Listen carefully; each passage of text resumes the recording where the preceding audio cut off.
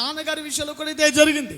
నాన్నగారి విషయంలో కూడా సంఘ సేవ ప్రారంభ దినాలలో సంఘమంతా పరిచర్య అంతా స్థిరపరచబడిన తర్వాత కొంతమందిలో దురాత్మలు దూరి సంఘాన్ని ఎలాగైనా పాడు చేయాలనే ఉద్దేశంతో సాతానుగాడు కొంతమంది సంఘ పెద్దలలో దూరి విరోధ కార్యాలు జరిగించాడు. నాన్నగారు ఎవరినో చర్చకు వచ్చినటువంటి వారు ఎవరో ఒక స్త్రీని పట్టుకున్నాడని, కొంతమందితో అసభ్యంగా ప్రవర్తించేవాడని, అన్యాయంగా చేసిన వాడని ఏవో కొన్ని తప్పులు నాన్నగారి మీద మోపారు. కేసులు పెట్టారు. వాళ్ళకు డబ్బులు ఉన్నాయి. పోలీసు వాళ్ళ డబ్బులు తీసుకొని విచారణ కూడా చేయకుండా కమలాపురం జైల్లోకి తీసుకెళ్లారు. 3 రోజులు పెట్టారు, 3 దినాలు పెట్టారు. నాన్నగారు తాను తప్పు చేయని వాడని రుజువు చేసుకోవడానికి ఆయన ఏ ప్రయత్నం చేయాల, దేవుని మీద ఆధారపడ్డాడు. దేవుడే నాకున్నాడు అని ఆ జైల్లో పడిన తర్వాత కూడా చూడ్డానికి వచ్చిన విశ్వాసం చూసి నవ్వుతున్నాడట. నవ్వుతూ పలకరిస్తూనే ఉన్నాడట.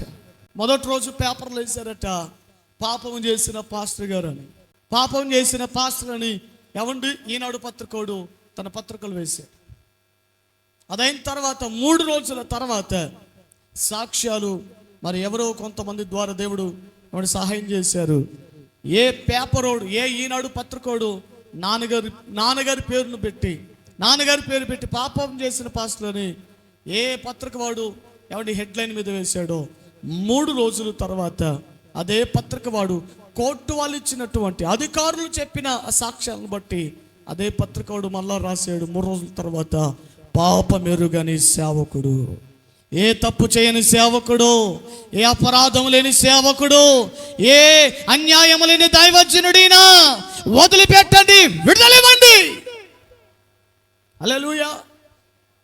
ఒక ఆమె ఇదిగో ఈయన నన్ను పట్టుకున్నాడండి, ఈయన నాతో పాపము చేయబోయాడండి ఏ స్త్రీ అయితే నాన్నగారికి విరోధంగా సాక్ష్యం చెప్పిందో, ఏ సాక్ష్యం చెప్పింది? ఈయన నన్ను పట్టుకున్నాడని ఆ స్త్రీ సాక్ష్యం చెప్పింది. అబద్ధం చెప్పింది, మోసంతో చెప్పింది. నాన్నగారు బయటకు వచ్చినటువంటి కొన్నాళ్ళకి ట్రైన్లో పోతుంటే 4 వెధవలు, 4 ఆకతాయిలు ఆమెను పట్టుకొని ఆ దూరాన ఈడ్చుకొని తీసుకుని వెళ్ళి ఆ అమ్మాయి మీద అఘాయిత్యం చేసి ఆమె జీవితాన్ని పాడు చేసి అత్యాచారం చేసి నాశనం చేసి పాడేశారు. గమనించారా? చూసారా? నిరపరాధి గనుకనే జైల్లో పడిన తర్వాత చాలామంది అనుకున్నారేమో, ఎర్రగుంట్ల పట్టణంలో ఉన్న చాలా మంది ప్రజలు అనుకున్నారు, ఇంకంతేరా, సేవ అయిపోయిందిరా, ఆయన జైల్లో పడి మచ్చబడిపోయింది, సేవ జరగదు, సంఘం అయిపోయింది, పరిచర్య అయిపోయింది అన్నారు. దాని తర్వాత దానికంటే 2 అంతల బలముతో పరిచర్య జరిగింది. అద్భుతాలు ఆగిపోలేదు, ఆశ్చర్య కార్యాలు జరగటం ఆగిపోలేదు, స్వస్థతలు జరగటం ఆగిపోలేదు, దేవుడు మాట్లాడటం దేవుని స్వరం మూగబోలేదు, దేవుని స్వస్థత కార్యాలు జరగటం ఆగిపోలేదు, మరింతగా బలము పొంది కార్యాలు జరిగినాయి. స్తోత్రం చెప్పు గట్టిగా.